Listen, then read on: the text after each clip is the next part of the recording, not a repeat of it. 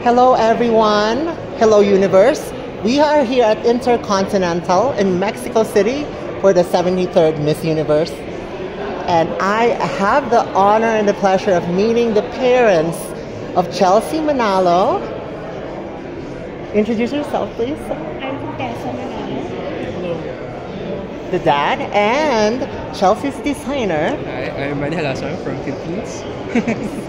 Well, we are so surprised to see you here in the hotel. It's one day pa actually, Also, you just since yesterday. nyo lang. Last night. Just got here. Yeah. Okay. How are you feeling so far? Excited, actually. Sobrang excited. And kinakabahan. What is your biggest wish for Chelsea right now? Siyempre, makuha natin ng corona. Pang-5 corona ng Pilipinas.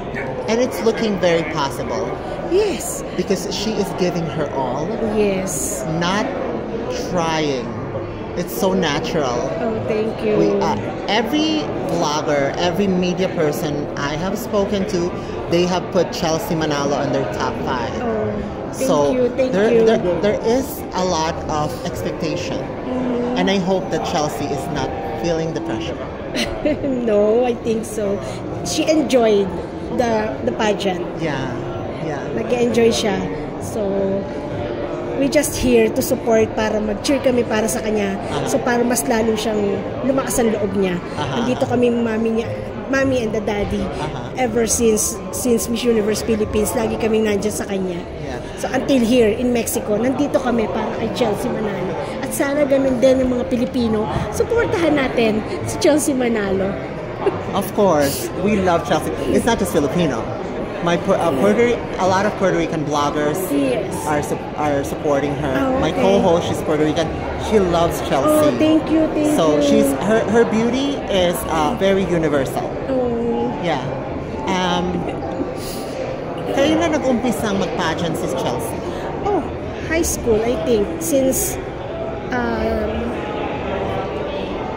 third year or second year high school, mag-start siya mag-pageant. Is it her natural na Oh no, sorry. Elementary, sorry. Mag-start siya mag-pageant sa school. So talagang enjoy, it's a hobby for her. She enjoys it. Yes, oo. Yeah. Gusto niya yun. Gusto niya yung ginagawa niya. She's excited whenever she's doing pageants. Syempre. Yeah, I feel like that's the most important thing, is being excited and being passionate with what you do. Yes, oo, she Tell is. us what preparation does she do before she gets up on stage? Does she pray? She pray. And what else? Yeah. When, Yeah, para fresh, di ba? Yes. Di ba, para fresh. Yes. Oh, I'm gonna put the attention on you now. Okay. What do we expect for her? You don't have to give like, wag niyo Elaborate. Just give us a little bit, just a little tiny hint of what to expect. Okay. We prepared like 8 outfits for her for Miss Universe, and then Everything is fabulous, by the way. That yellow dress, is viral, and that's one I. The yellow dress is one of the options. Yeah. We're thinking if it's for preliminary or for the coronation. So since I prepared like 8 gowns, so minus na natin yung 8. Also minus the ombre hand-painted gown. Kasi isa rin yan eh. Yeah. Yun. And ano ba? What do you expect pa ba? Does she have any input with the design? Of course. Importante yan eh. That's very important for the candidate kasi and for the designer. Of course, to pag-usapan ano yung plan for the gown, pag-usapan yung idea and the design. But of course, the most important thing is she should be very comfortable. Like walking in. And also, pag ginawa mo yung damit, dapat mag-reflect yun kay Chelsea. That hindi siya dapat, di ba, may mga designs kasi na hindi mo nakita yung candidate. It should be Chelsea as gown and Chelsea as one. Ganun dapat. I can see that I'm having goosebumps.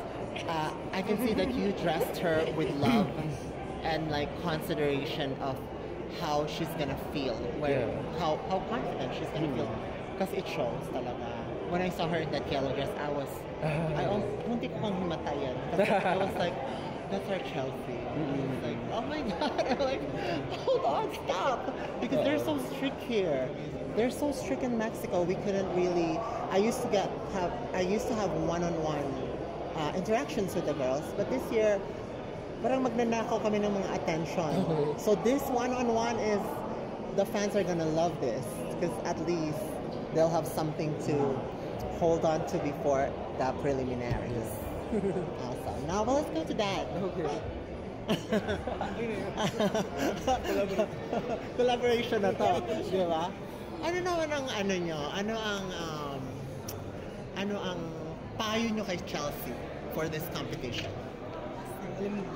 Give her a... Lahat naman, basta yung bata na yan, laban kung laban yan eh. Bata pa lang maliit, yun talagang pangarap niya. Maging Miss Universe. Kaya alam kong gagawin niya yun hanggang sa huli. Yes. And I think she can. She can. I can do it. She already looks like a queen. Queen. Yeah. Well, maraming salamat for letting us talk to you, Mami. Thank you so much. Manalo. Salamat. This is a special moment. And we wish Chelsea the best. So, mga kababayan, please, let's support Chelsea. Yes. Mabuhay ang Pilipinas. Mabuhay ang Pilipinas. And thank you so much. Thank you. Thank you. Thank you. Oh my God, that was amazing. Akala ko Mexican ka. Huh? Akala ko Mexican ka.